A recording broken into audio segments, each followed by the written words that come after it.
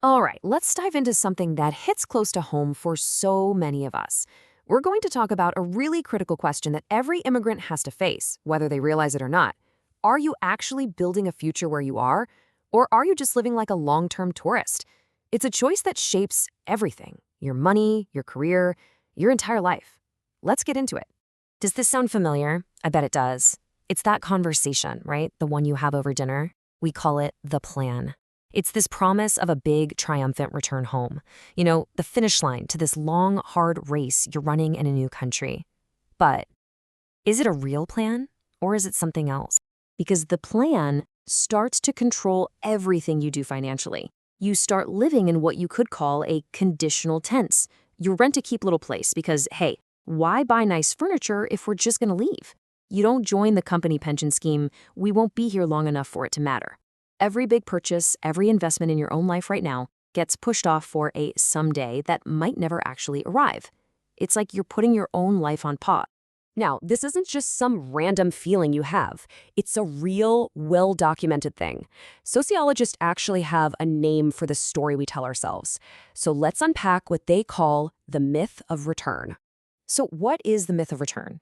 At its core, it's this incredibly powerful belief that your life abroad, it's just a temporary chapter. It's the idea that you're not really an immigrant, you're just an expat on a long assignment.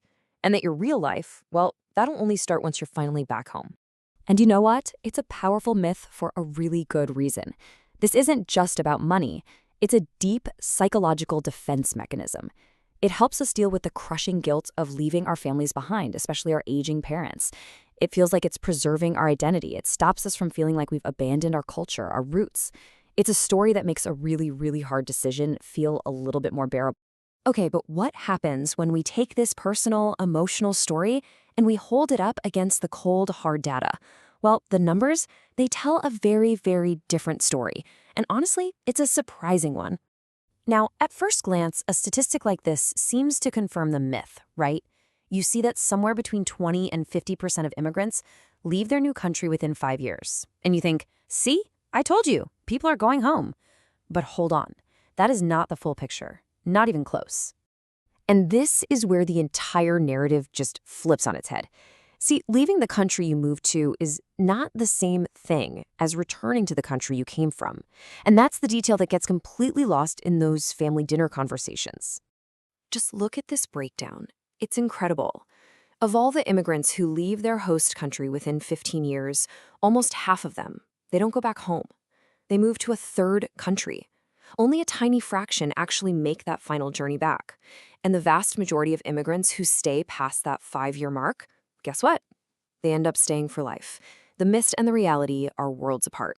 And here's the really cruel irony of living with that temporary mindset. Research actually shows that immigrants who think they're only there for a short time end up working harder for lower wages. They don't build local networks, they don't buy assets. But the people who arrive with the intention to stay, they end up earning more and building real wealth. By planning to leave, you can accidentally trap yourself in a cycle of earning less. It's wild. So this mindset isn't just a psychological trick we play on ourselves. It has real, tangible, and honestly, devastating financial consequences. Let's look at two of the biggest ones: the ghost mansion and the empty retirement account. I mean, just look at the scale of this. In 2023 alone, the World Bank tracked $669 billion sent home in remittances. That's just a mind-boggling amount of money. And a huge chunk of that goes straight into building real estate back home, funding that dream of the triumphant return. But what does that dream actually look like in reality? Well, a lot of the time it looks like a ghost mansion. You know the one. It's a beautiful, massive, multi-story house that stands completely empty for 11 and a half months of the year. It's not an investment. It's what economists call dead capital. Your money is locked into an asset that's just sitting there, deteriorating, and not making you a single dime. It's a monument to a life you're not actually living. Let's break this down with a super simple but really powerful example.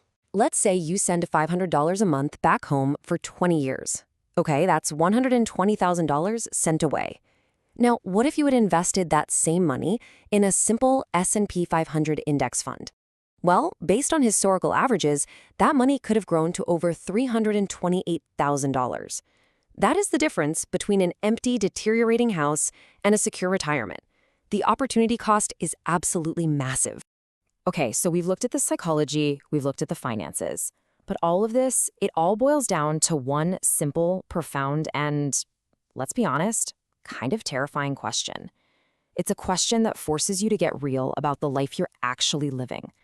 Now hang on, this isn't about being morbid. It's about being honest. Let's rephrase it. The real question is, where do you plan to be old? Because the answer to that question, that answer should dictate every single strategic decision you make today. Where you put your money, where you focus your career, where you invest your energy, everything. In this choice, it leads to two completely different playbooks for your life. If you are genuinely, truly going back home, then your entire strategy needs to be focused there. You build your networks there, you buy assets there, you make sure your skills will be valuable in that market. But if the honest answer is here, then you have to stop living with one foot out the door. You have to invest here, build your community here, and fully commit to building an amazing life right where you are. Ultimately, this is all about making a choice. Not a half-hearted, maybe someday kind of choice, but a real one. Because building the life you want isn't about dreaming of some fantasy future. It's about taking your reality right here, right now, and engineering it into a masterpiece. Remember that spreadsheet? The one with the plan? The one that promised you could save your way to living like a king back home? Yeah, well, it lied. It didn't account for real life. It didn't account for inflation or for your kids growing up as Americans or Canadians or Brits with entirely different roots than you.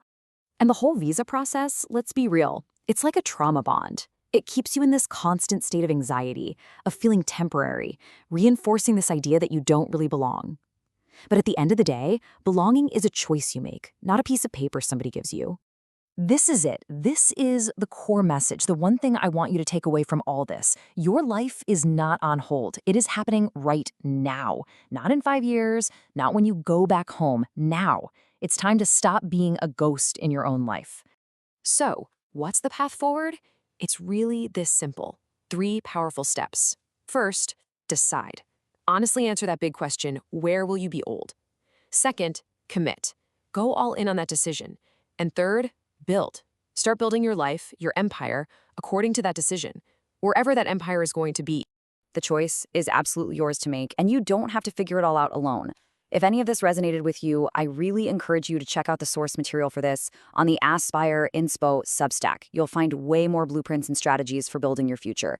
It's free to subscribe for now, and I would genuinely love to hear your story in the comments below. Let's have this conversation. Let's build our empires together. Thanks for joining me.